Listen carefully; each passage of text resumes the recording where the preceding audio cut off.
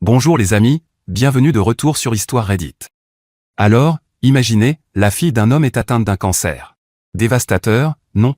Absolument bouleversant. Et que fait un mari aimant et dévoué dans un moment pareil? Il se tourne vers la seule femme qui a été présente chaque jour, faisant 6 heures de trajet aller-retour pour les rendez-vous médicaux, lavant des vêtements imbibés des effets de la chimiothérapie, tenant la main d'une adolescente terrifiée dans les salles d'attente. Il regarde cette femme et pense. Oui, pas elle. À la place, il court droit dans les bras de la femme qui a littéralement abandonné son enfant pendant des années et n'appelait que 2 fois par an, pendant les fêtes. 2 fois par an. Et d'une manière ou d'une autre, il a eu l'audace de traiter sa femme dévouée d'égoïste. Je vous jure que je n'invente rien. Mais attendez, parce que l'histoire ne s'arrête pas là. Ça devient encore plus chaotique, plus laid, et honnêtement, un peu satisfaisant à la fin. Alors prenez quelque chose à boire et plongeons dans l'histoire. La mère de ma belle-fille est revenue parce que sa fille a un cancer après l'avoir abandonnée, mais elle voulait seulement récupérer mon mari, et nous nous sommes débarrassés du cancer qu'elle représente, elle est mon ex. Pour le contexte, j'ai épousé Jacques, 47 ans, il y a 7 ans, alors que sa fille Chanel, qui avait 11 ans à l'époque, était en pleine bataille pour la garde. Enfin, pour être honnête, un seul côté se battait vraiment. J'ai 41 ans aujourd'hui. Son ex-femme, Lina, les avait quittés quand Chanel avait 8 ans. Un jour, elle est simplement partie, disant qu'elle ne pouvait pas gérer la situation. Jacques a obtenu la garde complète parce que Lina ne s'est jamais présentée aux audiences. Elle a déménagé à 3 États de distance et appelait Chanel peut-être 2 fois par an, pendant les fêtes. Jacques et moi nous sommes rencontrés au milieu de tout ça. Il élevait Chanel seul tout en gérant une petite entreprise locale. J'aimais la façon dont il parlait de sa fille. Il ne se plaignait pas de Lina et ne montrait pas d'amertume. Il se concentrait simplement sur le fait d'assurer une bonne vie à Chanel. Nous sommes sortis ensemble pendant quelques années avant de nous fiancer. Chanel était réservée avec moi au début, mais elle s'est ouverte après que je l'ai aidée avec quelque chose pour l'école. Après cela, elle a commencé à me demander de venir la chercher à l'école et de l'aider avec ses devoirs. Jacques disait que c'était la première fois qu'elle souriait autant depuis le départ de Lina. 1 an après notre mariage, Chanel m'a dit qu'elle aimerait que je l'adopte. Jacques et moi avions déjà évoqué cette possibilité. Nous avons contacté Lina à son dernier numéro connu. Elle a accepté de renoncer à ses droits parentaux sans même demander pourquoi. Elle a signé les papiers chez un notaire près de chez elle. Jacques a fait 16 heures de route pour obtenir sa signature et est revenu le jour même. Il ne voulait pas passer une seule nuit dans cette ville. L'adoption a été finalisée 4 mois plus tard. Chanel a pleuré lorsque le juge a officialisé l'adoption. Elle m'a serré dans ses bras pendant longtemps dans le couloir du tribunal. 3 ans après notre mariage, j'ai eu notre fils, qui a maintenant 4 ans. Chanel aimait l'idée d'avoir un petit frère. Jacques prenait constamment des photos d'eux ensemble. Tout a changé au printemps dernier, quand Chanel a eu 18 ans. Elle a commencé à être fatiguée en permanence. Au début, nous pensions que c'était parce qu'elle terminait sa dernière année et restait tard pour étudier. Puis les maux de tête ont commencé, durant plusieurs jours. Elle restait allongée dans sa chambre sombre avec un chiffon froid sur le front. Les maux de tête sont devenus si intenses qu'elle a manqué son bal de promo. Jacques est allé chercher la robe qu'elle avait commandée, et elle est restée dans sa housse plastique dans le placard. Son médecin a prescrit des examens après qu'elle se soit évanouie lors d'une répétition de remise de diplôme. Les résultats ont montré des anomalies dans les cellules. D'autres tests ont suivi. Chanel a dû consulter un spécialiste au centre médical universitaire, à 90 minutes de route.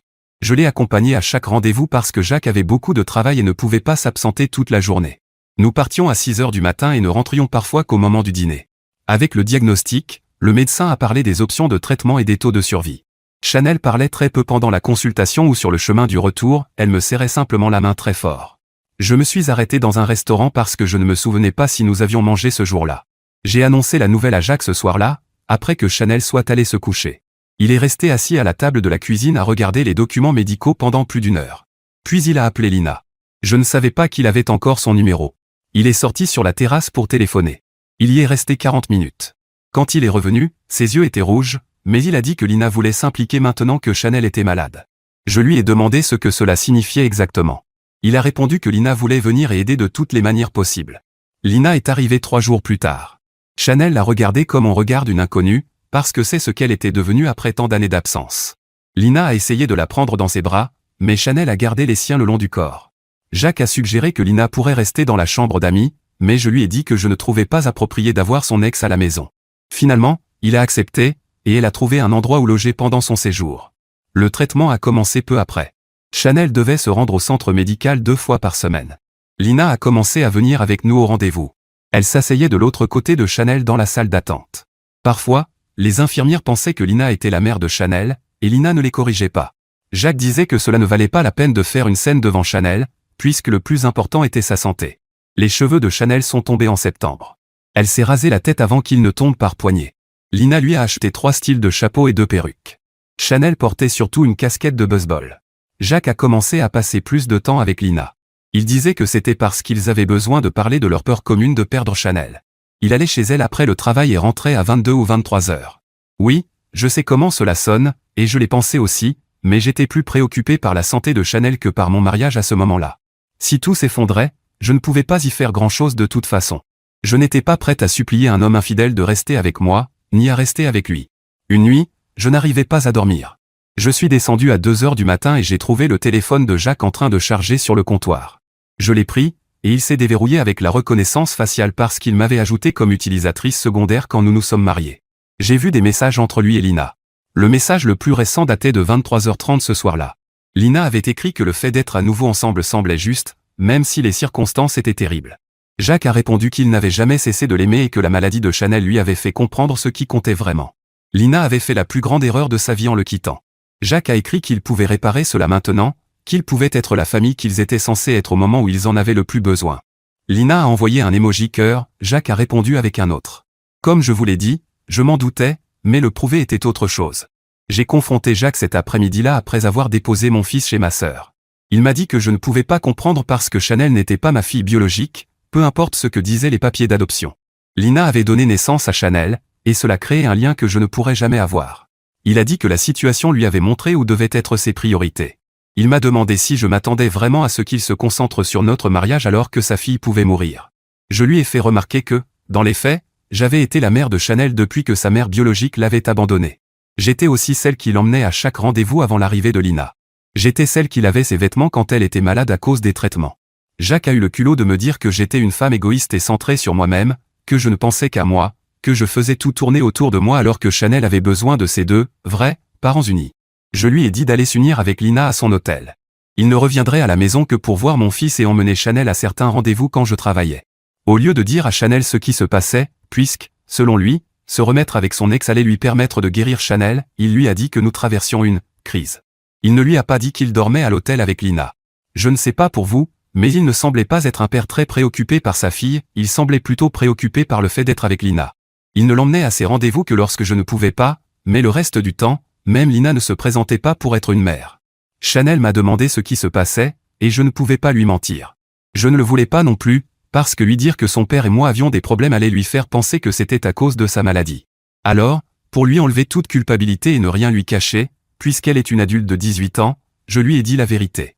Elle n'a pas dit grand-chose, mais elle devait peut-être assimiler tout ça, ou c'était simplement l'épuisement dû à son traitement. L'état de Chanel s'est amélioré. Les médecins ont dit que le traitement fonctionnait mieux que prévu. Ils ont utilisé des mots comme rémission et guérison.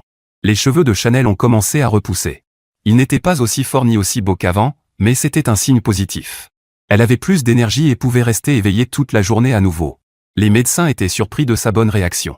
Ils nous avaient préparé à un processus beaucoup plus long et difficile, mais sa jeunesse a peut-être joué un rôle très important dans sa guérison. L'équipe médicale a déclaré Chanel en rémission complète. Elle devait encore faire des contrôles réguliers, mais la phase de traitement actif était terminée.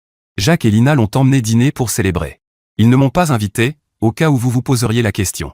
Quand Chanel est rentrée du dîner avec Jacques et Lina, elle avait l'air fatiguée. Le restaurant était trop bruyant et elle avait mal à la tête. J'ai demandé le divorce après cela. Notre État exige une période de séparation avant de déposer la demande. Jacques était contrarié parce qu'il avait prévu de le faire lui-même, mais je l'ai devancé. Peut-être parce qu'il voulait demander un divorce à l'amiable, alors que j'avais des preuves de son infidélité. Il a déménagé toutes ses affaires restantes de la maison en un week-end, et Lina l'a aidé à faire ses cartons. Ils ont apporté des boîtes et un camion. Chanel est resté dans sa chambre tout le temps, la porte fermée. Mon fils n'arrêtait pas de demander où papa emmenait toutes ses affaires. L'avocat du divorce a dit que nous devions discuter des modalités de garde pour mon fils. Chanel était déjà majeur. Jacques voulait une garde partagée et, même si l'idée ne me plaisait pas, il n'y avait aucune base légale pour exiger autre chose. Depuis qu'il était parti, il avait négligé son fils, passant peu de temps avec lui, mais selon l'avocat, ce n'était pas suffisant pour qu'un juge accorde une garde majoritaire ou exclusive. Il fallait des preuves de mauvais traitement ou quelque chose de ce genre. Chanel est venue me voir un dimanche après-midi, au milieu de tout ce chaos. Jusqu'à présent, nous n'avions pas parlé du divorce ni de l'infidélité, en partie parce que je ne voulais pas la charger avec ça, et elle parce qu'elle pensait que c'était mal et ne voulait pas aborder le sujet. Mais nous l'avons fait. Après quelques heures, Chanel a appelé Jacques et a mis le téléphone en haut-parleur. Elle lui a dit qu'elle savait pour la liaison, apparemment, elle ne lui en avait pas parlé auparavant. Elle a commencé à lui dire qu'il avait utilisé sa maladie comme excuse pour abandonner sa femme et se remettre avec la femme qu'il avait abandonnée. Jacques a dit que ce n'était pas juste. Chanel a répondu que ce n'était pas juste non plus de me laisser m'occuper seul de tous ses soins pendant qu'il testait son ex. Jacques a commencé à répondre, mais Chanel a raccroché. Elle a dormi dans ma chambre cette nuit-là parce qu'elle ne voulait pas être seule, même si je pense en réalité qu'elle l'a fait pour ne pas me laisser seule. Chanel a cessé de répondre aux appels de Jacques après cette conversation, c'est pourquoi il a commencé à venir à la maison. Jacques entrait parce qu'il avait encore sa clé, puisque techniquement c'était toujours notre maison à tous les deux jusqu'à ce que le divorce soit finalisé, et je ne pouvais pas la changer. Il a essayé d'agir normalement. Il lui a demandé comment elle se sentait et si son dernier contrôle s'était bien passé. Chanel continuait d'étaler du beurre de cacahuète avec des gestes lents et réguliers, elle ne le regardait même pas. Jacques lui a demandé si elle voulait déjeuner avec lui ce week-end. Chanel a posé le couteau dans l'évier et est passée devant lui sans répondre. Elle est montée dans sa chambre. Jacques s'est tourné vers moi et a commencé à me rejeter la faute pour laquelle sa fille ne lui parlait plus. Il a dit que je n'aurais pas dû lui dire et que nous aurions dû lui raconter une version plus appropriée. Il a dit que j'utilisais une fille malade qui ne pensait pas clairement.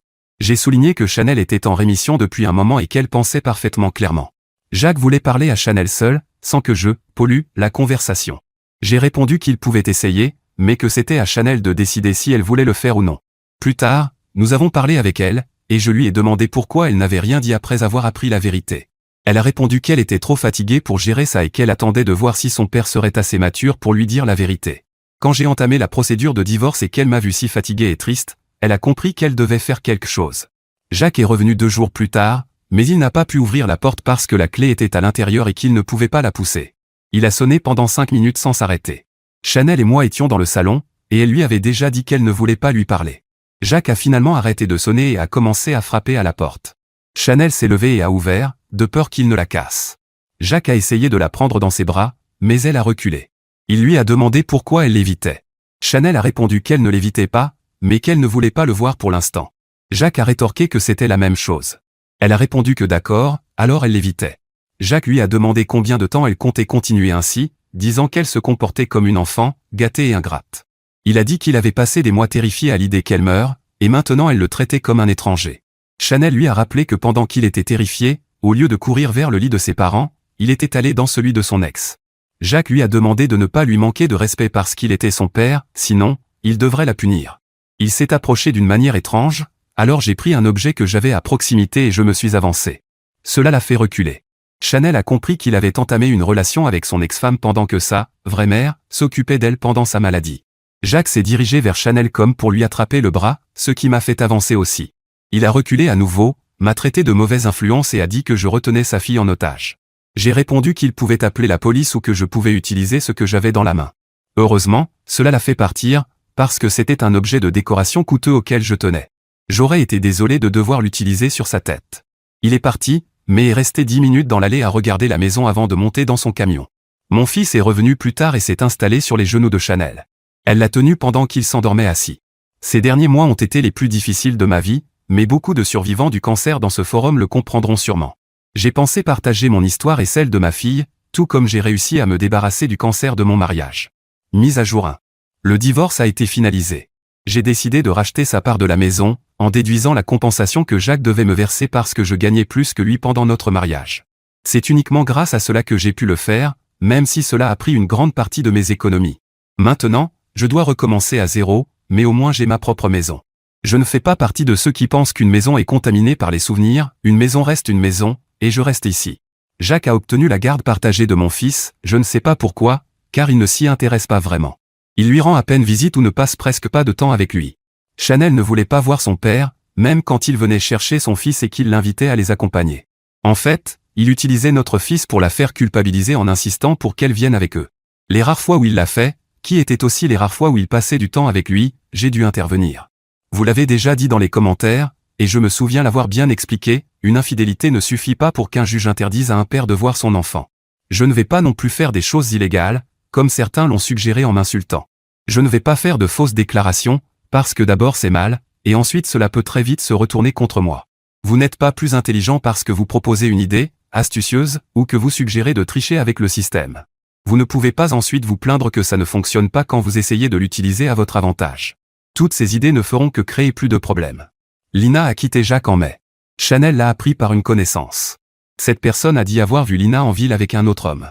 On peut donc en déduire que Lina est restée dans la ville et qu'elle est peut-être dans une relation ouverte ou qu'elle a quitté Jacques. Jacques a commencé à m'appeler après ça, donc nous avons la réponse. Il a appelé 5 fois en une seule journée. Je n'ai pas répondu. Je ne peux pas simplement le bloquer, nous avons encore un accord de garde qu'il utilise à peine. Il a laissé un message vocal que j'ai écouté plus tard. Nous faisons tous des erreurs, c'est pour cela que tout le monde mérite une seconde chance. Il a dit que c'était mieux pour tout le monde, autant pour notre fils que pour Chanel. Il a dit que Lina n'avait jamais apprécié ce qu'ils avaient, mais qu'il se rendait maintenant compte que j'étais une bonne mère et une bonne épouse, et que c'est pour cela qu'il ne me trahirait plus jamais, j'avais sa parole. Cette dernière phrase m'a fait arrêter l'écoute en plein milieu du message. S'il y avait quelque chose de plus important après ça, désolé, je l'ai supprimé. Maintenant, nous envisageons de déposer une demande pour modifier l'accord de garde de mon fils, car il ne semble pas intéressé à s'en occuper. Depuis qu'il a quitté la maison, il n'a passé que très peu de temps avec lui. Et au lieu de l'avoir la moitié du temps, comme prévu, il ne l'a pris que pour quelques heures avant de le ramener. Pour dire encore plus, il ne semble pas non plus très préoccupé par Chanel ces derniers temps. Il ne lui a même pas demandé comment se passaient ses derniers contrôles ni comment allait sa santé en général. Je sais qu'il est très probable qu'elle ne lui répondrait pas, mais un père vraiment inquiet l'aurait fait quand même. D'accord, attendez une seconde, c'est moi. Voici la vérité inconfortable. Ce n'est pas rare. C'est en réalité tragiquement courant. Au moment où Lina l'a quitté, soudainement, il s'est souvenu de sa valeur. Soudain, la femme qu'il traitait d'égoïste, celle dont il disait qu'elle ne pourrait jamais avoir un vrai lien avec Chanel, méritait qu'on l'appelle 5 fois avant midi. Il n'a pas eu une révélation. Il a subi un rejet. Et il y a une énorme différence entre ces deux choses, et il faut arrêter de les confondre. Et la partie qui me dérange vraiment, il croyait sincèrement que ce message vocal allait marcher. Il pensait vraiment que, tu es une bonne mère et une bonne épouse, allait rouvrir une porte qu'il avait lui-même réduite en cendres.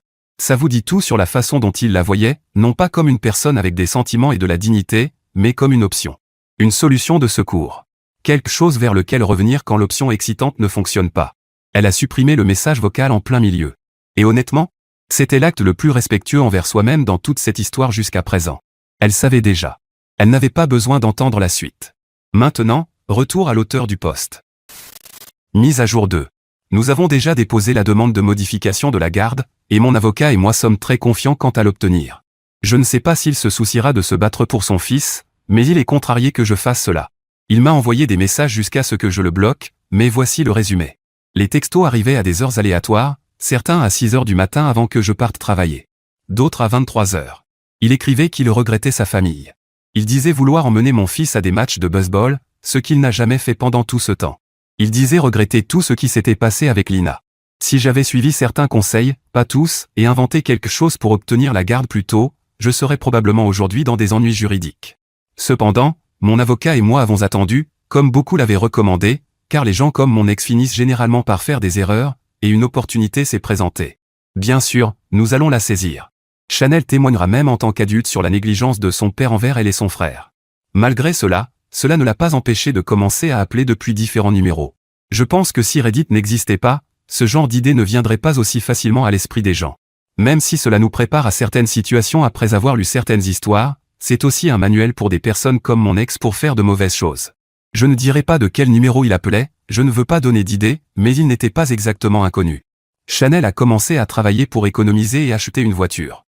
Elle n'est pas encore sûre de ce qu'elle veut faire pour ses études, car même si elle a réussi à terminer le lycée, elle ne s'est inscrite dans aucune université.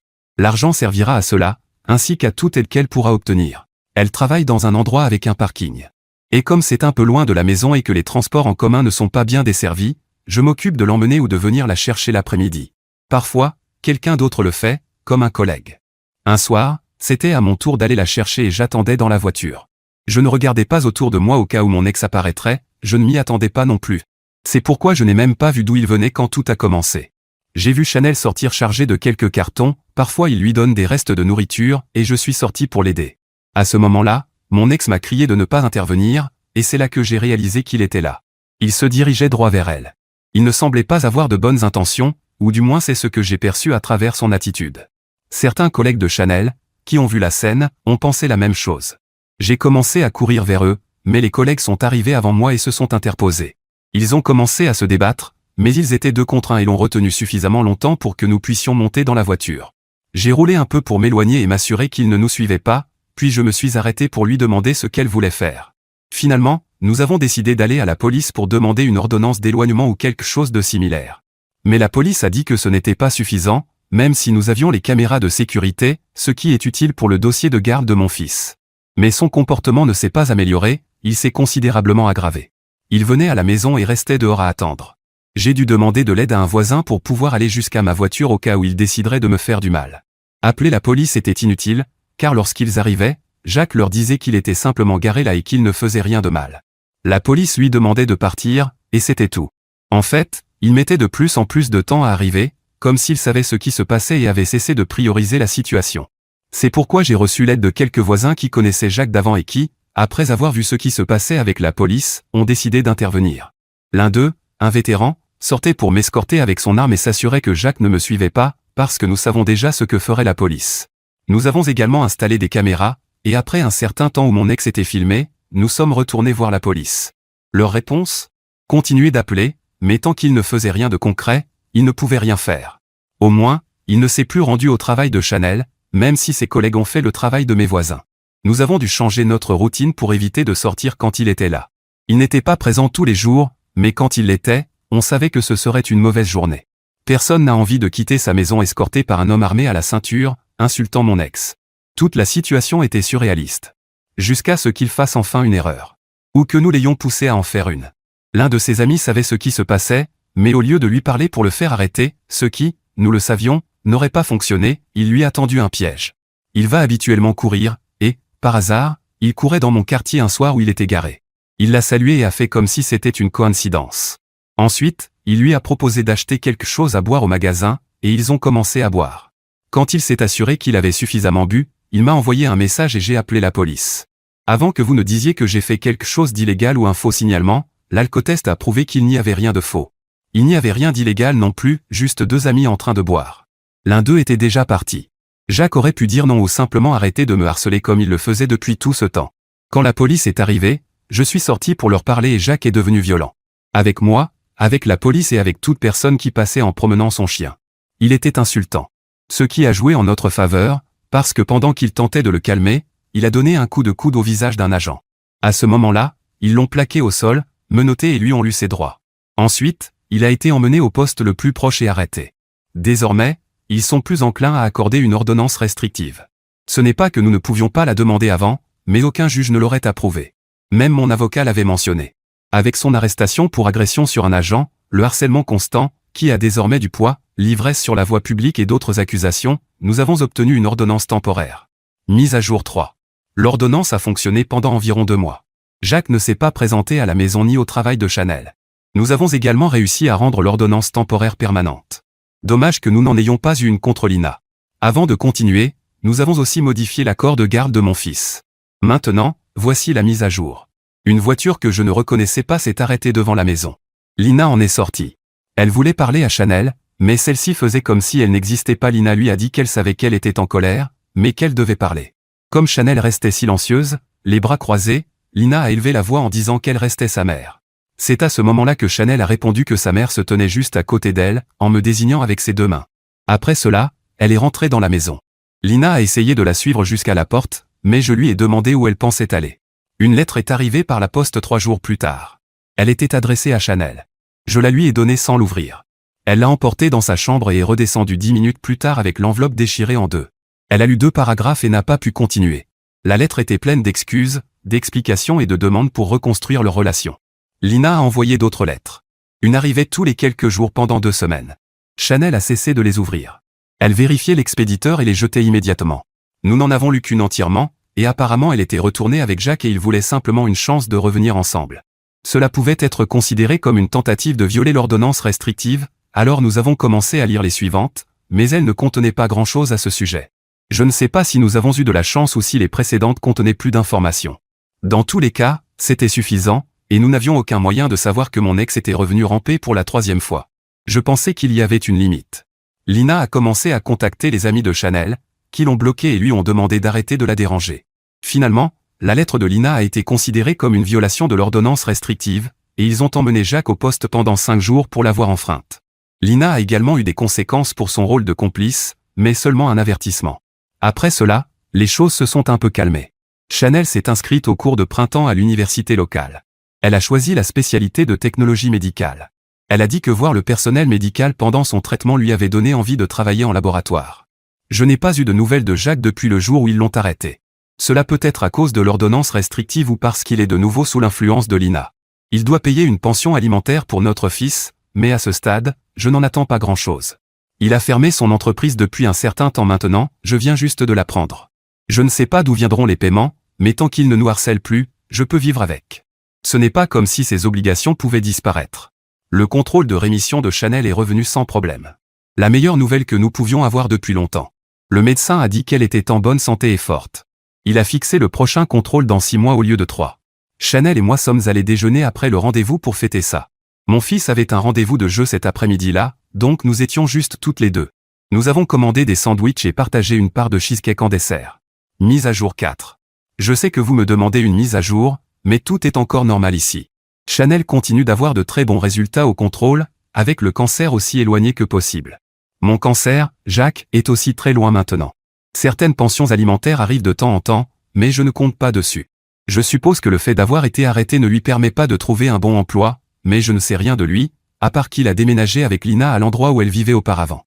Qu'il soit heureux pour toujours ou qu'il l'abandonne encore, ce qui est le plus probable, cela ne me concerne plus. Tout ce que je sais, c'est qu'elle avait tout quitté en venant ici pour le cancer de Chanel, mais en réalité c'était pour être avec mon mari.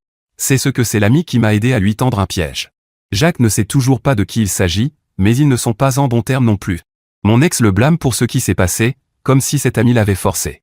Je ne veux pas paraître ironique, mais je le suis quand je dis que cela me semble tellement étrange que Jacques blâme tout le monde sauf lui-même. Alors, ma famille YouTube, voici mon avis là-dessus. Parlons d'abord de Jacques. Cet homme avait une femme qui s'est levée pour sa fille alors que sa mère biologique l'avait littéralement abandonnée. Elle n'était pas obligée de faire tout ça. Elle a choisi de le faire. Elle l'a accompagné à chaque rendez-vous. Elle a été là pendant la perte de cheveux, les maux de tête, la peur.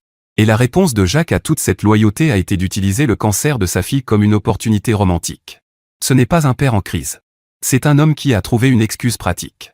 Et ensuite, la traiter d'égoïste? Lui dire que Chanel n'était pas sa vraie fille?